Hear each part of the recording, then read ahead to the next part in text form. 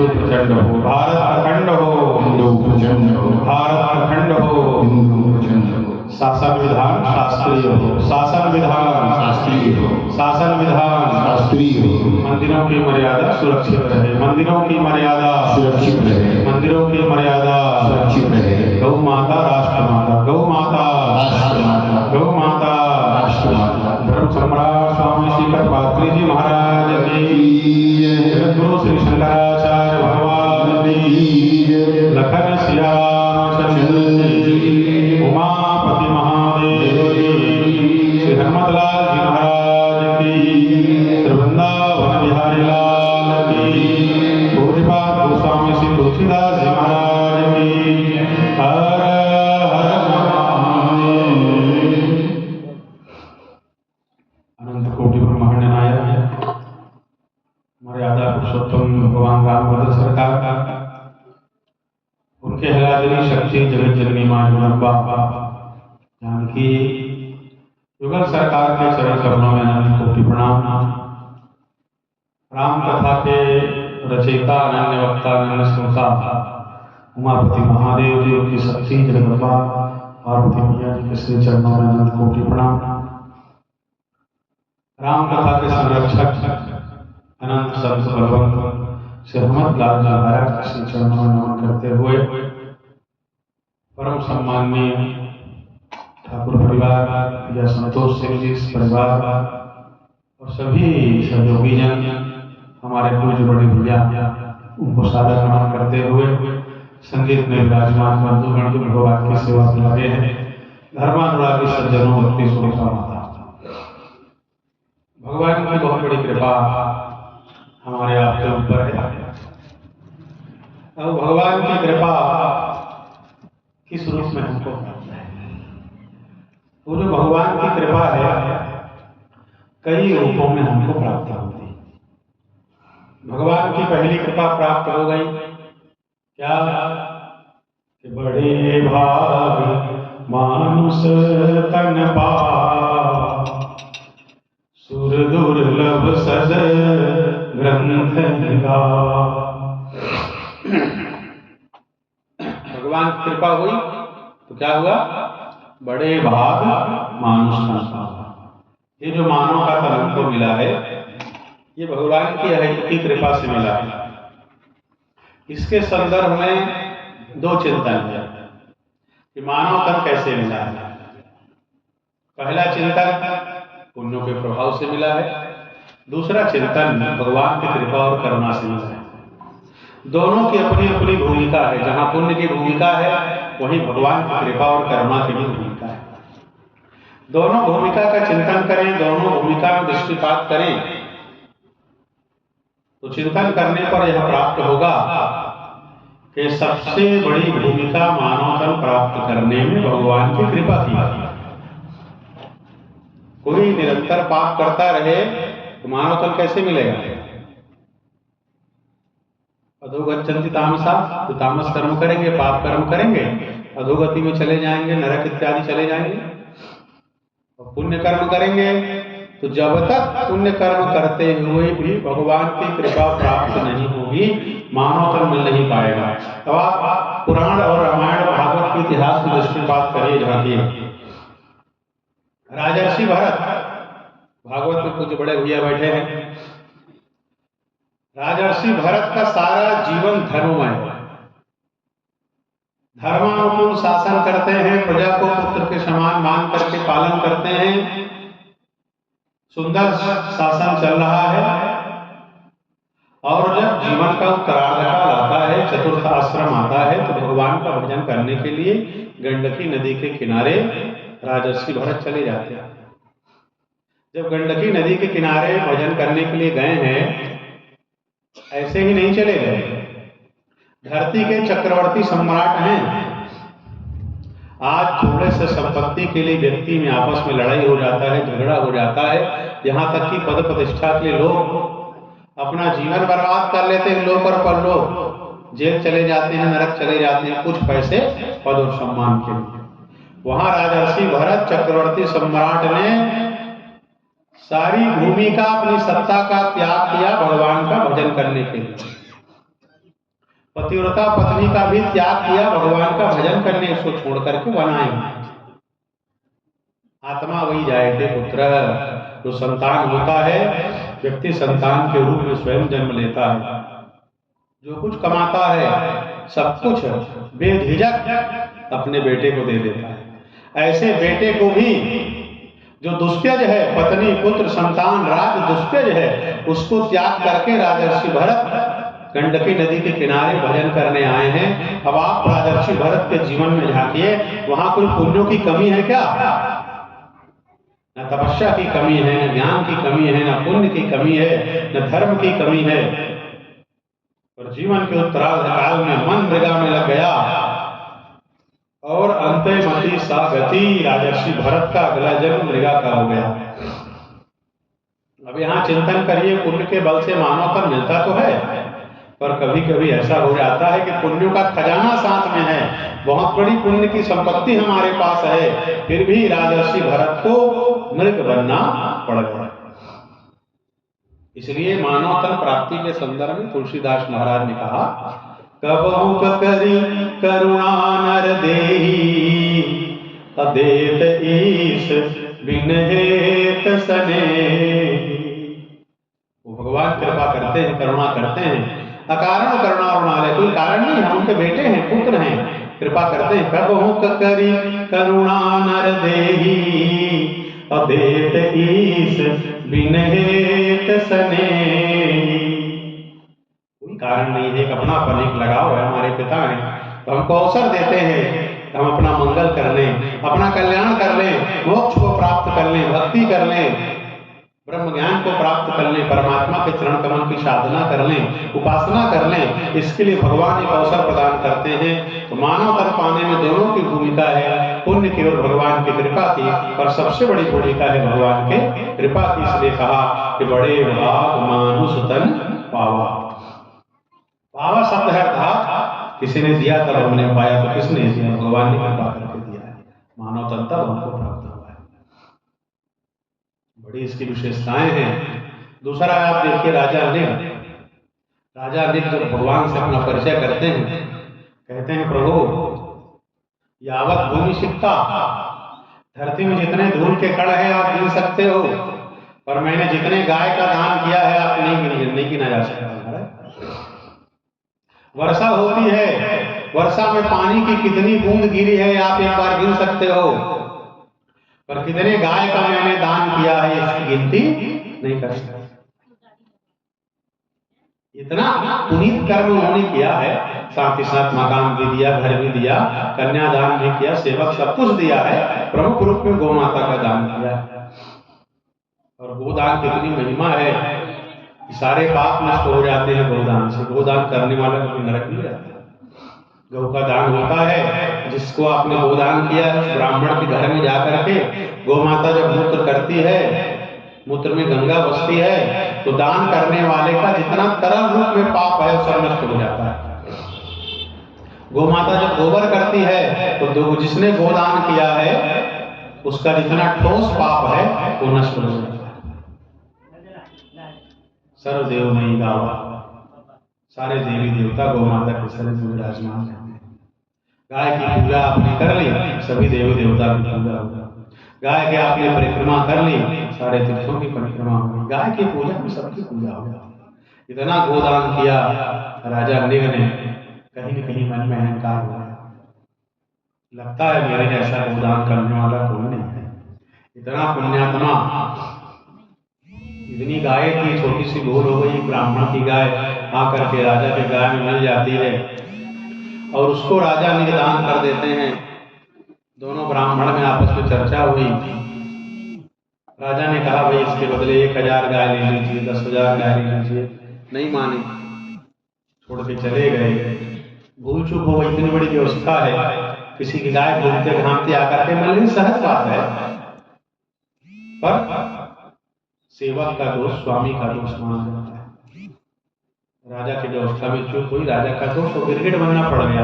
कितना पुण्य है, कहा राजा ने आपका पुण्य को तो गिनती नहीं है, फिर भी गिरगिट बनना पड़ गया कि नहीं पड़ गया। इसलिए जो मानव तन मिला है, हम आप सब सौभाग्यशाली हैं, हम आप सब बड़भागी हैं कि हमको मानव तन मिला है। बड़े भाग मानुष तन पावा, सुर दुर्लभ शद ग्रंथ गावा। देवताओं को दुर्लभ है, ग्रंथों में इसकी महिमा गाई है, भागवत महापुराण, देवी भागवत, अन्यान्य वेद शास्त्र, जहां आप देखेंगे इसकी महिमा।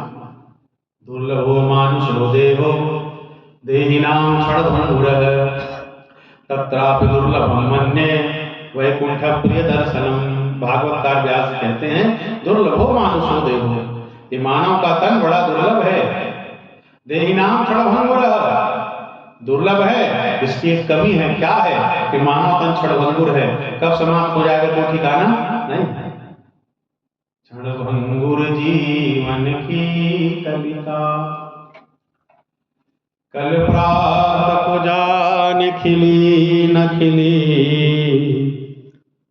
मलयाचल की सुति शीतल मंद, सुगंध समीर चली न चली। कलिकाल कुठार लिए फिरता, तन नम्र चोट झिली न झिली। रटले हरिनाम हरि रसना, फिर अंत समय में हिली न हिली। इसकी बहुत सारी विशेषता है, सबसे बड़ी कमी यह है कि क्षणभंगुर है। अभी श्वास ले रहे हैं, गया हुआ श्वास वापस आएगा कि नहीं कह नहीं सकते। ऐसे आप लाखों करोड़ों श्वास से लाखों साल जी जाए, 100 साल 200 साल, जितना भगवान ने दिया, गारंटी के साथ नहीं कह सकते। परीक्षित को श्राप मिला तो इतना हो गया ना कि आज से 7 दिन बाद आपको तक्षक सर को डसेगा तो मृत्यु होगी, तो 3 दिन में नहीं मरेगा, 4 दिन में नहीं मरेगा, 5 दिन में नहीं मरेगा, 7 दिन की गारंटी है कि 7 दिन बाद ही मरेगा। बोले लखन से आराम चल, हमारा तो 7 घंटा 7 मिनट की गारंटी नहीं है। कल प्राप्त को जाने खिली न खिली, ये कहते सुंदर मिले रे, कल मिले किस जाएगा, तो कल मिले नहीं जाएगा, टाइम घंटी बज गए जाएगी। आएगा जब रे बुलावा हरि का, छोड़ के सब कुछ जाना पड़ेगा। घंटी बज गई तो जाना पड़ेगा। बेटी बिहाव करके महाराज बस 1 हफ्ता बाद बिहाव, 1 हफ्ता समय दे देते तो हम चल देते निश्चिंत होकर। जे नीचे में तेरे बिहाव कभी खाए चल पे देही नाम क्षणभंगुर है, ठिकाना नहीं है, कब तक चलेगा, कब तक रहेगा। बच्चे भी चले जाते हैं, जवान बड़े बूढ़े भी चले जाते हैं, वृद्ध भी चले जाते हैं, कौन कब जाए ठिकाना नहीं है। कलिकाल कुठार लिए फिरता, कली भी आपके पीछे पड़ा हुआ है और काल भी आपके पीछे पड़ा हुआ है। कलयुग कैसे पीछा पड़ा है, कली दावा नले नाते साधना वसुतांग। आप पूजा कर रहे हो, पाठ कर रहे हो, अनुष्ठान कर रहे हो, कर्मकांड में आप लगे हुए हैं, कलिकाल उसको ग्रस लेता है। नहीं कलि कर्म न भगति विवेकु, राम नाम अवलंबन हेतु। जैसे तुलसीदास को कहना पड़ा, कलिकाल के कारण सत्य कहीं छुप सा गया है, त्याग तपस्या कहीं छुप से गए हैं, अनुष्ठान शुद्धता पवित्रता कहीं छिप से गए हैं। कलिकाल ने लगभग सबको ग्रस लिया है। एक तो कलयुग आपके पीछे पड़ा है, दूसरा काल पीछे पड़ा है। कब शरीर को समाप्त कर दे कोई ठिकाना नहीं है। इसलिए करना क्या है कि रटले हरि नाम हरि रसना, फिर अंत समय में हिली नहीं। इसलिए सबसे पहला तो भगवान के नाम का साधन करिए। भगवान का नाम चलते फिरते आते जाते भगवान का नाम जपते रहिए। अंत समय में क्या गारंटी, हिली कि नहीं हिली, कहाँ शरीर छूटेगा, कब शरीर छूटेगा, कैसे सब कुछ गारंटी है। इसलिए आज आपकी जिह्वा वश में है, आज आपका शरीर आपके वश में है, तो आज भगवान के मंगलमय नाम का उच्चारण कर लीजिए। आए थोड़ा सा नाम ले लें। हरि बोल मेरी रसना घड़ी घड़ी,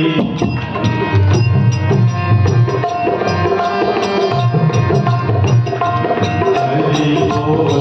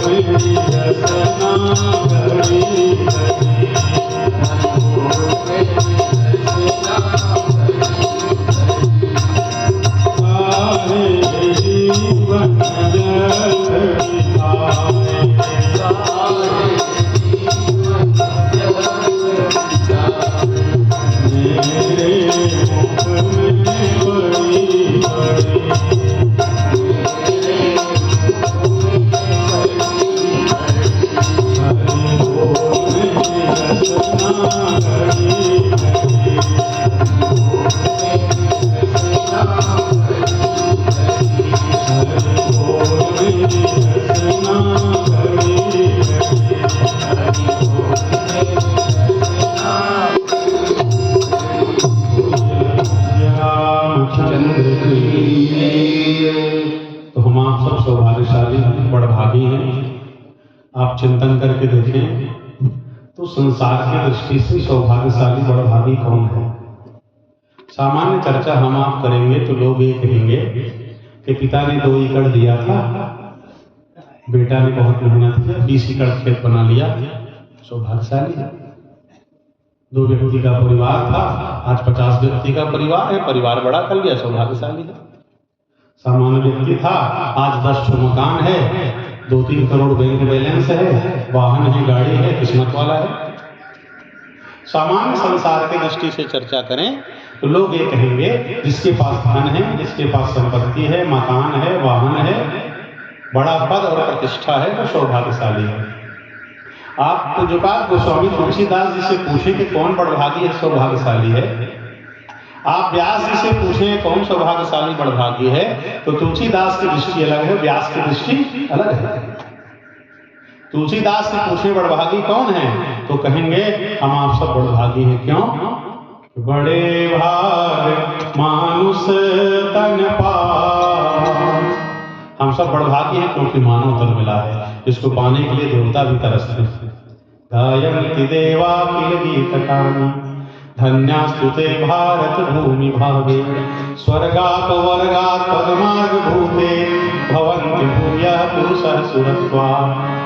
देवता भी चाहते हैं कि भारतवर्ष की पुण्य भूमि में, कर्म भूमि में, धर्म भूमि में मानव तन मिले, जिसमें जाकर के कर्म करके हम जिनको सुख चाहिए वो स्वर्ग जा सकता है, सुख दुख दोनों नहीं चाहिए, अपवर्ग मोक्ष प्राप्त कर सकता है, भगवान की भक्ति करके जीवन की पूर्णता प्राप्त कर सकता है।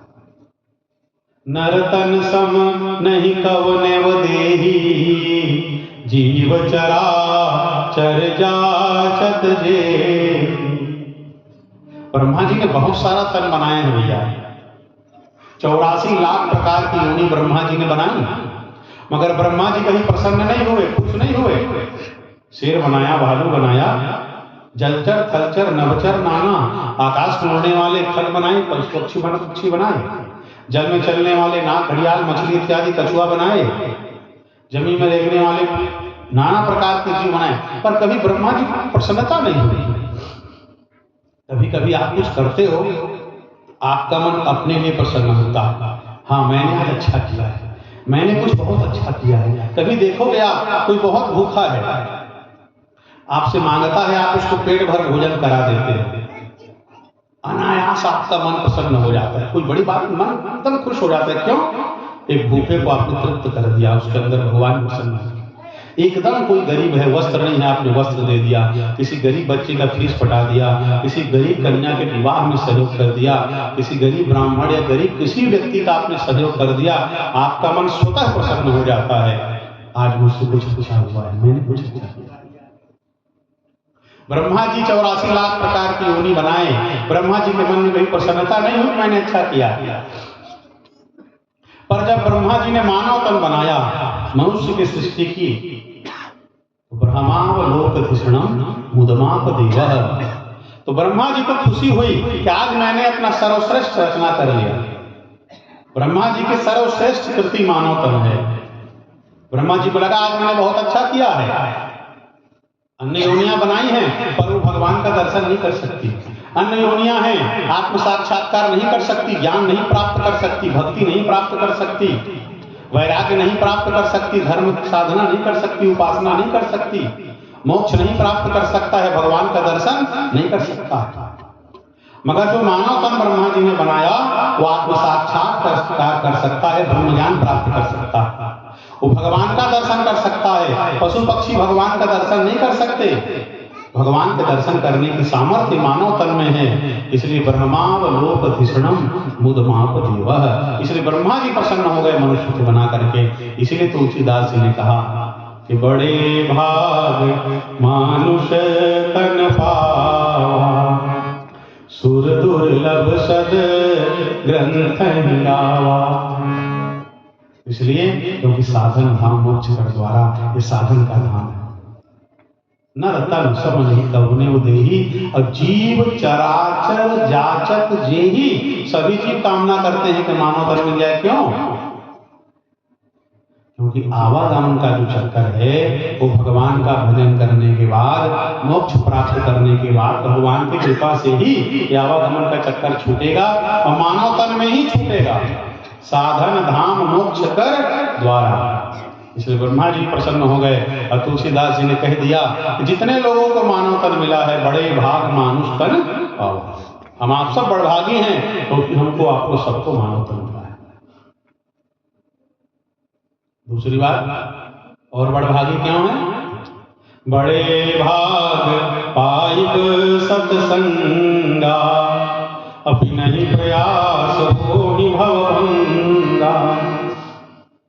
पहले इसलिए बड़भागी हो गए कि मानव तन मिल गया, दूसरे रूप में बड़भागी इसलिए हो गए हमको सत्संग मिल गया, सत्संग की प्राप्ति हो गई और उसमें आप आ गए हो। बिनु सत्संग विवेक न होई, और राम कृपा बिनु सुलभ न सोई। सत्संग के बिना विवेक नहीं होता है, भगवान की कृपा होती है तभी सत्संग मिलता है। राम कृपा बिनु सुलभ न सोई। सत्संग भी पुण्यों के प्रभाव से भगवान की कृपा से मिलता है। भागवत में आया कि भाग्योदय न बहुजन्म समर्दिते न सत्संगमम च लभते पुरुषो यदा वै। जन्म जन्मांतर का पुण्य एकत्रित होता है, इकट्ठा होता है, तब हमको सत्संग मिलता है। वो सत्संग कभी राम कथा के रूप में मिलता है, कभी भागवत कथा के रूप में मिलता है, कभी शिव पुराण के रूप में मिलता है, कभी देवी भागवत के रूप में मिलता है, कभी स्वतंत्र प्रवचन के रूप में प्राप्त होता है। मगर मिलता कब है? पुण्य के प्रभाव से और भगवान की कृपा से। बिनु सत्संग विवेक न होई, और राम कृपा बिनु सुलभ न सोई। विवेक की भी बड़ी भूमिका है हमारे मोक्ष में, मंगल में और कल्याण में। तुलसीदास हरिगुर करुणा बिन विमल विवेक न होई, और बिनु विवेक संसार घोर निधि पार न पावे कोई। जब तक भगवान की कृपा नहीं होगी, हरि की कृपा नहीं होगी, गुरु की कृपा नहीं होगी, तो विवेक हमको नहीं मिलेगा। विवेक क्या है? सत्य और असत्य को जान जाना, देख लेना, समझ लेना, ये विवेक है। और महादेव जी ने एक लाइन में, एक चौपाई में विवेक का वर्णन हमारे आपके सामने कर दिया। उमा कहूं मैं अनुभव अपना, सतहरि भजन जगत सब सपना। क्या कहा भगवान ने? सत हरि भजन जगत सब सपना। तो सत्य क्या है, असत्य क्या है, इसको जान लेना, समझ लेना और सत्य में अपना मन लगा लेना, यही विवेक का कार्य है। और ये विवेक तुलसीदास हरिगुर करुणा बिन विमल विवेक न होई, बिना हरि के कृपा के, गुरु की कृपा से विवेक नहीं होगा। अब बिन विवेक संसार घोर निधि पार न पावे, तो जब तक विवेक नहीं होगा इस संसार सागर से पार नहीं जा सकते। विवेक मिले इसके लिए ही सत्संग मिला है। बिनु सत्संग विवेक न होई, और राम कृपा बिनु सुलभ न सोई। सत्संग से ही विवेक मिलता। महादेव जी ने कहा सत हरि भजन और जगत सब सपना। सत्य क्या है? त्रिकालाबाध्यत्वम सत्यत्वम। जो तीनों काल में रहता है वो सत्य है, जिसका कभी नाश न हो सत्य है, जो अजर है, अविनाशी है, वो सत्य है। सत कहिए जो बिन से नाय। सत्य क्या है? जिसका कभी नाश नहीं होता, जो कल भी था, जो आज भी है, जो कल भी रहेगा, वो सत्य है। भगवान राम सत्य हैं, भगवान कृष्ण सत्य हैं, भगवान के सही मंगलमय स्वरूप सत्य हैं। तो सत हरि भजन जगत सब सपना, उमा कहूँ मैं अनुभव अपना। भगवान कहते हैं पार्वती, यही विवेक है, यही सत्य है। क्या? कि सत हरि भजन, भगवान का भजन सत्य है। अरे संसार है, परिवर्तनशील है, बदल रहा है। रिश्ते नाते संबंध मकान दुकान संपत्ति सब धीरे धीरे बदल रहा है, धीरे धीरे समाप्त हो रहा है, समाप्ति की ओर जा रहा है। सत्य क्या है? वो परमात्मा सत्य है, उसका भजन से। इसलिए भगवान के चरणों में मन लगाइए। भगवान का भजन करने के लिए शरीर मिला है। देह धरे कर फल यह भाई, भजिय राम सब काम बिहाई। सारा काम छोड़ करके भगवान का भजन करने के लिए मानव तन मिला है, और यही जताने के लिए सत्संग मिला है कि भजन के लिए शरीर मिला है। हम लोग क्या करते हैं? कथा होती है, कैसे नहीं आए, इसको क्या करें, बहुत काम नहीं, कथा में नहीं आए, पूजा करे नहीं, आज काम ज्यादा है, पूजा नहीं कर पाए, माला जपे नहीं जप पाए, काम ज्यादा है, भजन करे नहीं हो पाए, भोजन नहीं छूटे, घुमाई फिरी नहीं छूटे, खवाई नहीं छूटे, सोवाई नहीं छूटे, छूटते केवल भजन कावर। यही जगाने के लिए सत्संग है कि भजिए राम सब काम बिहाई। ये मानव तन भगवान का भजन करने के लिए मिला, ये मानव तन भगवान की सेवा करने के लिए मिला। ये याद दिलाने के लिए सत्संग है, ये याद दिलाने के लिए भजन है। सत हरि भजन जगत सब सपना, ये जताने के लिए सत्संग है। यही विवेक धीरे धीरे प्राप्त होता है। पता नहीं कब किसकी वाणी आपको लग जाए। तुलसीदास जी को उसकी पत्नी की वाणी लग गई, पुराना संस्कार जग गया, और सारे संसार को रामचरितमानस होते ग्रंथ तुलसीदास जी ने वरदान के रूप में हमको आपको दिया। रामचरितमानस भवसागर से पार जाने की सुंदर मौका तुलसीदास जी ने हमको प्रदान कर दिया। तो दूसरा सौभाग्यशाली वो है कि बड़े भाग पाइब सत्संगा। जिनको सत्संग मिल गया वो बड़भागी है, और आप चल करके आ गए, आप तो सबसे